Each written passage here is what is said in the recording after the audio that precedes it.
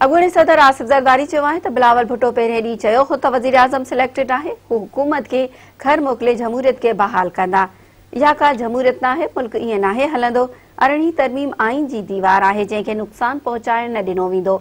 इस्लामाबाद में मुखालिफ धुर जे सॾायल एपीसी खे वीडियो लिंक ज़रिए ख़िताब कंदे आसिफ ज़रदारी चयो त संदसि नज़र में एपीसी हिन खां अॻु थियणु घुरिजे हा, छॾे का हू सियासत में आयो आहे त मीडिया ते अहिड़ियूं पाबंदियूं कॾहिं न आहिनि ॾिठियूं। आसिफ ज़रदारी चयो त माण्हू खे ॿुधी रहिया आहिनि, भले केतिरियूं बि पाबंदियूं लॻायूं वञनि। हुकूमती हथकंडियुनि सां एपीसी वधीक कामयाब थी आहे।